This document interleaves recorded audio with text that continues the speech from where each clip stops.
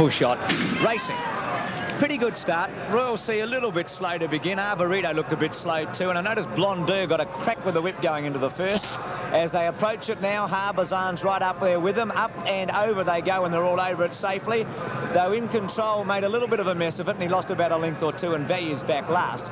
At the second, Harbazan jumped just in front of Norwin Force, a length Arborito on the fence, Son of Vengeance, runaway switch. Old Lock about 4 off the rail. Royal Sea tucked in behind them with Blondeau. Purposefully back third last, Value last and second last In Control. At the third of 13, and Old Lock and Norwin Force the bolter together. 2 to Son of Vengeance, Harbazan. Arborito the inside, runaway switch, Royal Sea covering some ground. He's 3 deep, but they're in a straight, of course, and you want to get in on the turn. Runaway switch, 5th last from Purposefully Blondeau. 2 lengths In Control and Value. This will be a spectacular side in front of the big stand. They approach it, up and over. And Norwin Force and Old Lock are together. Old Lock's keen to go quicker. They're 6 in front of Harbazan as the sun shines through on Cup Day. On the fence, Son of Vengeance a length away, Royal Sea, Arborito. Runaway switch, Blondeau. Purposefully back third last, second last In Control and Value. Pace nice and steady as they go along the riverside, 2,000 out. And Old Lock and the steeplechaser Norwin Force at it together. 10 lengths in front of Harbazan, a length and a half away, Son of Vengeance, Royal Sea. As they go over that one, and Old Lock jumped it beautifully. Arborito's 6th on its outside, runaway switch, Blondeau improving 3 deep. 3 lengths away, Purposefully, 1 away to Value, and a length and a half away last is In Control. 1,700 out. Old Lock picks his ears as he comes to this jump, and he jumped it well. Norwin Force looks to be a spent force already. Son of Vengeance the inside, Royal Sea 2 away, Blondeau out 3 deep. In the centre of those horses, runaway switch on the fence, Harbazan. A length and a half to Purposefully has been ridden very quietly. Arborito and its inside, 1 away, Value, and last of all In Control. 1,400 out in the cup hurdle, and they start to pack up. Old Lock a length and a half. Royal Sea's pulled his way up to second as they go to the next from Son of Vengeance.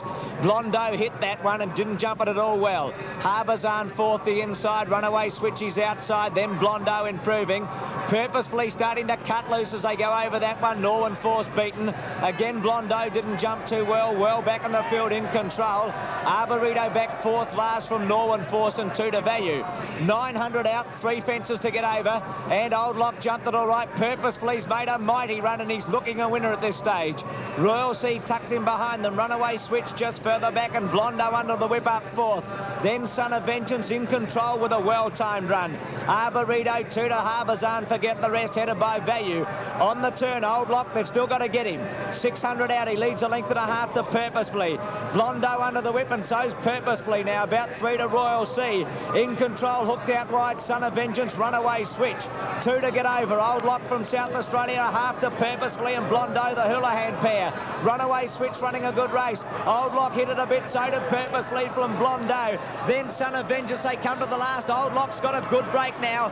He's 3 in front at the last from Purposefully. Up and over he goes from Purposefully, now coming again. Old Lock 2 in front of Purposefully. Then Blondeau and further back runaway switch, but Old Lock, he's about 2 in front. Purposefully's not going to get him, and Tommy Newcomb from Semaphore Park and Adelaide wins the first. Old Lock, Purposefully second. In third placing, runaway switch, then Blondeau, Son of Vengeance. In Control, Arborito. Then Royal Sea from Harbazan, a long gap to Value, and Norwin Force. All complete the course, I think they did, Ron. Yes, it was a very bold display by Old Lock. Bruce always had the others a little bit off the bit and did it extremely well to come away a little bit at the finish. Well, he's a most consistent horse. He's had 3 wins and 4 placings from his 7 hurdle starts. I thought Purposefully had a very good chance before the turn, Ron. He made a quick dash, didn't he? Sustained a dash. You just wonder, Bruce, did he take off a little bit soon? Perhaps. The time, 3:32.9. 3 3/10 outside the record. The track is perfect, Ron. Absolutely. I've never seen it in better order, Bruce. There's a nice cut of grass on it. It's a lovely green colour, and the turf is beautiful. Here's the last coming up, Ron, and Old Lock, well, he's over the last. He had it one at this stage, purposely battled on well, and Runaway Switch has run on nicely to get third. Nicely there on the inside. Old Lock under the whip. I think they're all probably feeling the strain because Old Lock had set quite a steady clip out in front, and I guess that's the way when you're on a horse that has got some pace to put the pressure on the others, and that's what he did. He was a drifter, Old Lock. Interim dividends $9. This is for 50 cents, and $2.15. Purposefully 60 cents. Runaway Switch $3.85. Officially fourth Blondo, and fifth to number 10 Son of Vengeance. Ready, racing. Wonder Dancer a bit slow, as you could see. Missed the start badly. Our Shandiga got away very quickly. Slow to begin was Maximum Result. Verulam tucks in behind Our Shandiga. Our Boy George and Weissmark away well today. Imposing Time moving up, Making Sense, San Manos, Bo Leon, well back, Wonder Dancer, Paneria, and Can't Go at All, Maximum Result. Our Shandiga at the 600 going all right, about a half in front of Imposing Time. 3 to Verulam and Weissmark off the bit, San Manos, Bo Leon, as Our Shandiga's kicked away, and further back Our Boy George, well back, Wonder Dancer. Clark holding Our Shandiga together. She's going very nicely at the 300. Led 2 lengths, San Manos, behind them Verulam, Bo Leon running on as Our Shandiga now switches the tail. San Manos out after it, and Wonder Dancer running on well. Clark's had to go for her. Our Shandiga's got a good lead, a length and a half in front of San Manos, Bo Leon. Wonder Dancer running on well. Our Shandiga getting tired. She's a length in front. She'll hang on. Wonder Dancer will get up for second. San Manos third. Gee, Michael had to lift her home. Fourth, Bo Leon, Verulam. Behind those horses, Our Boy George, Weissmark, then Making Sense, Paneria. Imposing Time showed a bit of toe, and Maximum Result, I think it's the slowest horse I've seen for ages. Sorry, Connections, but it's true. 1, 3 and 4. Clark went from coasting to in trouble in about 20 metres there, Graham, because the tail started to switch. And right at that distance mark, which is about 220 metres from home, Michael pulled the shillelagh because he could feel the threat coming from those horses behind him, and then Wonder Dancer late, but she's won. Yes, and a very good win, Bruce, and that just shows you, though, how, oh gosh. Al Maktoum, he's delighted. Yes. Absolutely delighted, and so he should be. I don't know what that means. It can't be bad. So it's 1, 3, 4, but it was a good win considering that she had to give the Colts one. And I think that the situation we saw in the closing 200 metres of the race was dictated by the weights, Bruce. The fact that if she'd had 52, which the fillies were set to carry, I think she'd have bolted home a winner by 5 or 6 lengths. But having to give the colts weight made all the difference over that last 200 metres of the event, and made it a pretty difficult win for her. And as you called, she started to switch her tail. That was immediately a sign that all wasn't that well. And as you can see, she's only hitting her every now and again, but switching the tail. And then you see Wonder Dancer coming home strongly on the outside, number 3, and San Manos in the centre running third. But a very good run, probably by the 3 place getters, but of course Al Shandiga all honest with her. 90 cents and 60. They bet evens with the books. Wonder Dancer 55 and San Manos at $1.70 interim dividends. Vice Dancer 55, San Manos 170, Quinella 120, Trifecta Skinny 1480, but they were the favourites, and the double 2065. That's the running double. Old Lock, Al Shandiga. The third Archer Victory. Set, racing. Missing at productivity, I reckon 3 or 4 lengths. River Crossing slow to begin. A number of them coming to the outside, including Franklin Drive and Taroa Boy. River Crossing out there with Fighting Man as they settle down. Productivity in behind those with the Old Vic, and on the inside now Harry's coming across on Confucius Flyer in the centre, making a beeline for the outside. Most interesting move. Ramify leads Bicentenary on the fence. Golden Trees with cover up. Just in behind those horses, Greek Note, Fast and Furious. Further back on the inside, Historic, who's giving the leaders about 4 or 5 lengths, I guess, and Mule Trooper well back with Compose and Vindaloo. Out wide, Confucius Fly racing very greenly for Harry's in the centre of the track. Franklin Drive, Taroa Boy, Fighting Man just in front of them from Productivity, River Crossing. Just tucked in behind them, the Old Victim, Ever So Gold not far away. The inside, Golden Trees taking the lead, and Historic with a run. Fighting Man just in front, Confucius Fly going all right out wide with Taroa Boy. Golden Trees in front on the inside, the outside look to have it. Fighting Man, Franklin Drive, and also Confucius Flyer. They're well clear of the inside. Fighting Man's just in front of Franklin Drive and Confucius Flyer, and Fighting Man's going to just win from Confucius Fly, or rather Franklin Drive, Confucius Fly third. Taroa Boy behind them with the Old Vic and Ever So Gold, which was a good run. On the inside, Bicentenary, Golden Trees and Composed Mill Trooper, Vindaloo, Fast and Furious. Historic Ramified Greek Note. Out wide of Productivity was in that group of horses. River Crossing and I think I might have called the Old Vic already. Well, the Old Vic was up there and might have got fifth or something on the outside with the others, but he pulled up pretty quickly.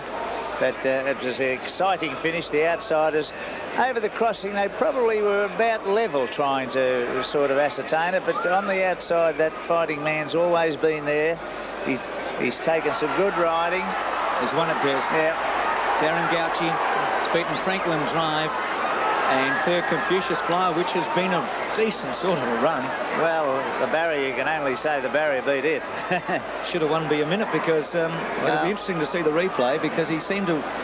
Harry decided to come at the 800, and then at one point, when I went back to them, I caught the end of it, and I've got a feeling, Des, that he's probably he was reluctant to go over there. Well, he's probably been held up. He drew 10. He's probably been held up by something early in the plan. There's the outside horses leading, even though it doesn't look like much, but they're well clear of Golden Trees and the Ramify and Bicentenary on the fence. Out wide, right on the extreme rail is Fighting Man winning, or leading, and on the inside of it, under extreme pressure, the two greys, Franklin Drive in the middle and Confucius Flyer in the red colours. They go down to the line. There's heads amongst the three of them, but Taroa Boy on the outside, the Old Vic's probably got fifth. $2.80. Franklin Drive 120, Confucius Flyer 145.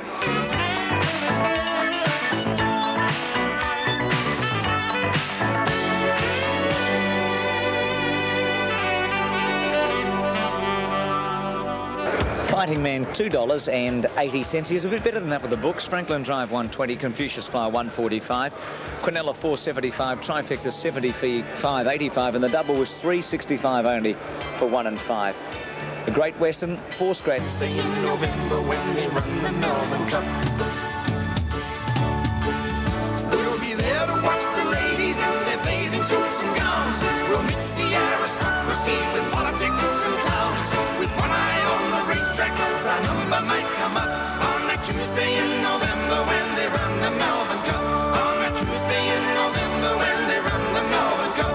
On that Tuesday in November when they run the Melbourne Cup. Hear them up when they run the Melbourne Cup. On that Tuesday in November when they run the Melbourne Cup. On that Tuesday in November when they run the Melbourne Cup.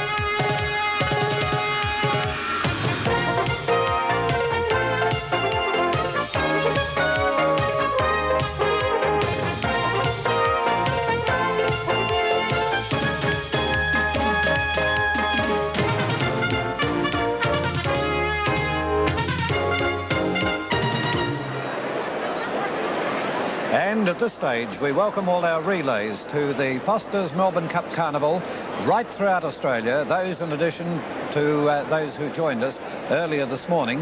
And also, we welcome New Zealand, Hong Kong, TVAM in London, the United Arab Emirates, Singapore and Kenya. We do hope you enjoy the rest of the afternoon with us, and particularly the big one, the Foster's Melbourne Cup, which is timed to start at 2:40 this afternoon. We have had showers here in Melbourne ever since about 11:15 this morning. There have been intermittent showers, some of them have been heavy. Showers that wouldn't affect the track here today at the racing headquarters, would rather improve it, I would say.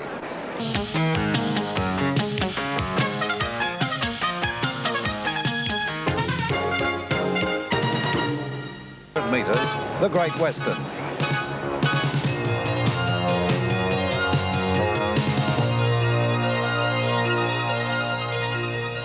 Fighting Man was $2.80 in the third. Franklin Drive 120, Confucius Flyer 145, Trifecta $75, Quinella 475, and the running double 365. Fight on, set, Stanwell. Racing. Jumped pretty well too. Captain Palace Sound Horizon out the back early. Away fast Buranti and Targlish going very quickly. Beau George showing speed early with Bigamy right up there and Baptise on the pace. There's not a lot of early pace, by the way. Winter's midfield. Keepers trapped a little wide. Red Henry behind those with Warren third last. Bullion Broker, Sound Horizon, Captain Palace in front of those. The South Aussie took up the running. Beau George led a length to Targlish at the 1,000. Wonder Bigamy on the inside, a half Buranti. Keepers 4 wide. Winter looking to get in. Got checked there. Red Henry outside of Baptise. Bullion Broker deep from Captain Palace. Warren second last. And a length Sound Horizon. It's been a slowly run 1,400, 700 out, where Beau George led 3/4 to Targlish and Keepers. Wonder Buranti. Bigamy's had the run of the race. Winter now in the centre from Bullion Broker. Baptise the rail. Then Red Henry being wound up. Captain Palace third last. Warren second last, hooking to the outside, and Sound Horizon in the straight, 400 out. Beau George about a neck in front. Targlish going very well. Keepers 3 deep. Bigamy Baptise. Buranti. Winter starts to bullock his way out, and here's Warren coming with a mighty run out wide. Beau George led. Targlish moved up for it quickly. Keepers Bigamy. Warren's running on very strongly. Targlish took the lead. Warren starting to fly. Targlish ahead in front of Beau George. Warren won't get the Marshall's home. It's a good one before the Melbourne Cup in Rosedale, and it's Targlish. A length and a half, Beau George Warren. Then Keepers, Captain Palace out late. Red Henry, Sound Horizon made ground. Buranti, Bigamy, Winter and Baptise. Well, Johnny Marshall will be happy. No better way to go into a Melbourne Cup than ride the winner in the race before. And it was a beautiful ride too, Bruce. He gave him the run of the race, bided his time in the straight and just went for him at the right moment. Well, Gary Willits, who's here with us at the moment, has just given me some very interesting information about Gerald Ryan on Captain Palace. Gary, what happened with Captain Palace then? I think either Gerald Ryan has either broken a stirrup leather or something's happened to a stirrup iron, because I noticed him just as they straightened up, he was back in the field, and also he's done a great job to get the horse as close as what he didn't to stay on the horse. Thanks for that, Gary. Of course, Gary will be back and giving us his special comments today on the Foster's Melbourne Cup. So could be a hard luck story there for Captain Palace. In 5.90, Beau George 2.05, Warned 1.30, Quinella 15.90, Trifecta 2.21.95, and the running double 6.25, and shortly the extra double with the first leg going to number 1. Foster's Melbourne Cup, Rosedale 4.05, Rising Fear 4.10, Argonaut Style 9.60, Regimental March 4.85, Agent Provocative at 9.30, Cossack Warrior 4.50, Our Palliser 11.75, Kensai 7.15, Royal Heights 25.70, Balciano 4.45, King Matthias 7.25, Lord Highbrow 8.40, Empire Rose $11, South of Belmont 67, Darius Fun 24, Scarvilla 9.95, The Brotherhood $13.15, Peckham Maguest 20, Boatris 15, Cool Rocking Daddy 29, Like a Topic 43. So they're the latest prices on the great race, the Foster's Melbourne Cup. The Clydesdales are in full flight today. Let's go down and join Phil Gibbs in the mounting yard. Yeah, I'd say they're not entrants in the Foster's Melbourne Cup, but they do a great job throughout Australia, the Carlton United Clydesdales. Anyway, we're coming up to the presentation. Something happening, something going on round here. Have you noticed there's a feeling Of something in the air. Celebration of the nation. Give us a hand. Celebration of the nation. Let's make it grand. Let's lend a hand and show the world how great we all can be. All those years of sweat and tears. It's of ice and tannery. Celebration of the nation. Give us a hand. Of the nation. Let's make it grand. Let's make it great. You can do it. 88. Come on, give us a hand. Money's come for Rosedale. I was just talking a few moments ago to Rails bookmaker Graham Samperi. He said he's laid heaps, was his description of bets, for $100,000 to win on Rosedale. As a result, Rosedale's come in from 6 to 1, I think, down to each way odds, and he's going to start a pretty firm price favourite in the event.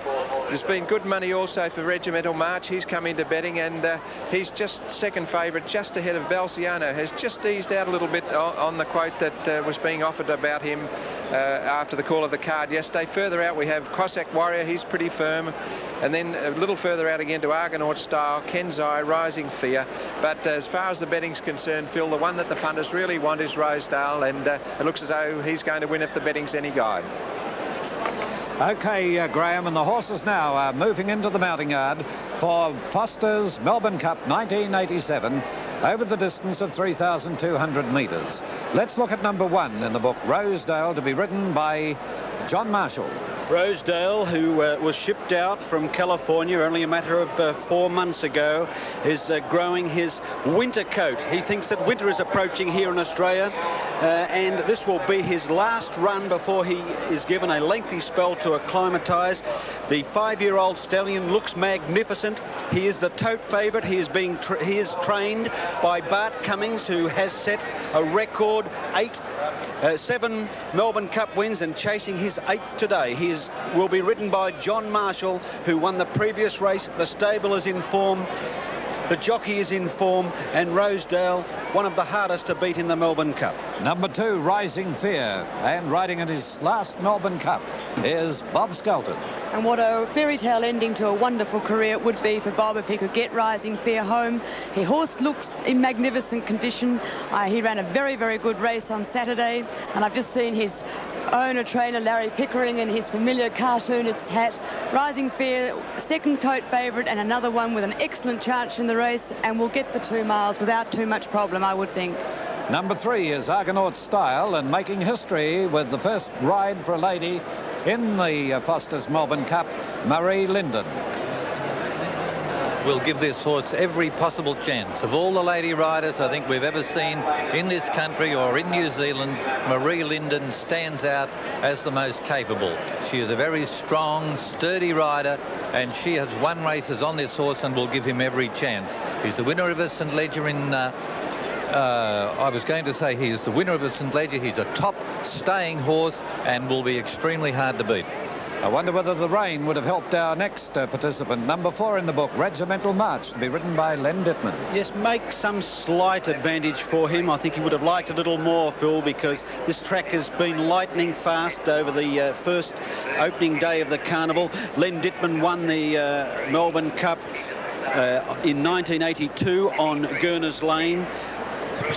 Premier owner or senior syndicate owner of Regimental March, Mr. Lloyd Williams, already has won this historic race on 2 occasions, in 1981 with Just a Dash and in 1985 with What a Nuisance. Coming up a little late from the birdcage too, isn't he? Yes, that's Regimental March.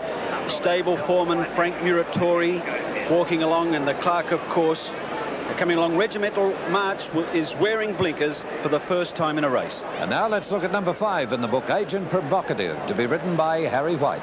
Well, I don't think there's many better combinations in the business than Harry White and George Hanlon, particularly when it comes to Melbourne Cups. Harry, of course, has ridden 4, and George has trained a number himself. Agent Provocative, winner of the Werribee Cup, if he gets the 2 miles, is going to be very, very hard to beat. I just have a little doubt as to whether he will actually stay the 2 mile distance. All right, a lot of jockeys getting their last-minute instructions from trainers, owners, and anybody who's likely to want one of these to win. They're all in the forecourt of the mounting yard area here at the present time, and there are some very serious people down there, and none other than those connected with number 6 in the book, to be ridden by Michael Clark, Cossack Warrior. Yes, Cossack Warrior, raced by the Swettenham Stud, managed by Robert Sangster, of course.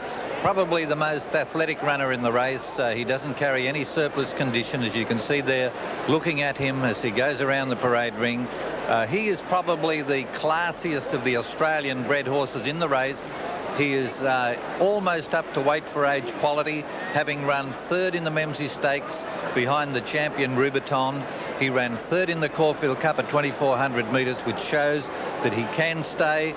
He's untested, of course, at 3,200 metres. That may be his problem, but he has such an electric sprint at the end of his races that he may be the surprise packet. I can see John Elliott with Lloyd Williams, and also John Elliott with his new wife, Amanda, in the mounting yard, and they'd be pretty excited people at this stage as we check now on the next one. Number 7 is Al Palliser, to be ridden by Darren Gauci. Yes, Al Palliser is also part owned by Mr. Lloyd Williams. He races this 4-year-old with Mr. Kerry Packer, and Al Palliser is wearing the colours on your screen there, worn by the late Frank Packer's horses, including the 1946 Caulfield Cup winner columnist. Darren Gauci rides Al Palliser.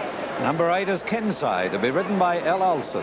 Kensai and Larry Olsen have been a great combination in Sydney in lead-up weeks, and was quite a good run in the McKinnon last week. And of course, Larry Olsen, who had such a tremendous battle with his weight and lost about half the size of Phil Gibbs here.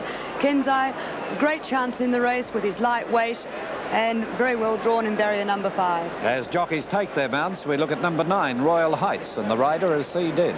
Yes, Royal Heights, mare from New Zealand. Not many mares win this Melbourne Cup. They seem to have a hoodoo on them. Royal Heights is an experienced mare over 2 miles in New Zealand, where she has finished 4th.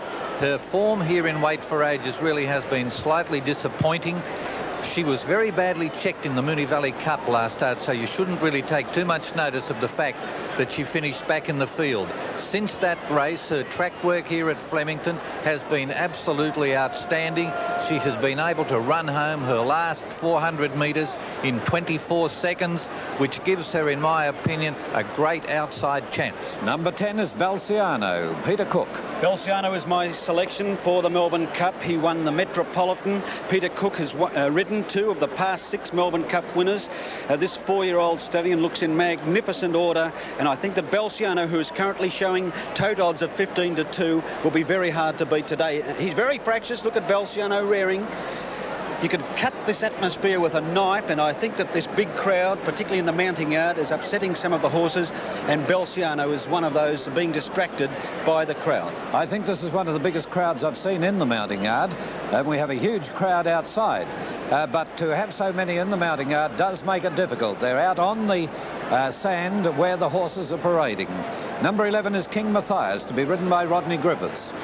Dream come true for young Rodney Griffiths, still an apprentice rider, to be riding in the Melbourne Cup and on a horse with a very good each-way chance. Good winner of the Moonee Valley Cup at his last start, and the horse was bred by Mr. Nelson Bunker Hunt, who of course has Rosedale running in this race today. Number 12 is Lord Highbrow, and the rider Jay Cassidy. Yes, this is the horse that's coming more into calculations as every minute rolls by. He's gaining support after his great second in the Werribee Cup. He's being ridden by Jimmy Cassidy, who will be remembered for his marvellous win in the Melbourne Cup on Kiwi. A formidable combination. There's the fanfare for the horses to move out onto the track. We scratch number 13, Red Hawk. Look at number 14, Empire Rose. Number 14, Empire Rose, the last racehorse to arrive in Melbourne. This New Zealand mare is a giant. She's 17.1 hands. She's being ridden by Sydney Lightweight. She's being ridden by Tony Allen, a New Zealand jockey. Number 15, south of Belmont, Kay Russell. Always a great thrill to have a runner that's good enough to qualify for the Melbourne Cup, but I think south of Belmont is a little bit out of his class in this race. 16 is Darius Fun, RS Dye. Yes, she seems to be a bit stirred up by all this noise. It won't do her any good. Her recent form is very disappointing, and she appears to have the job ahead. The horse down from Darwin, Keith, number 17, Scarvilla, to be ridden by D. Beedman. The very first Melbourne Cup runner for what we term the top end of Australia, the Northern Territory, and Scarvilla is wearing the white, ochre and black colours of the Northern Territory. Darren Beedman, the Sydney Lightweight, rides Scarvilla. And number 18 is the Brotherhood, C. Carmody. A horse with a very light weight and a good each-way chance in the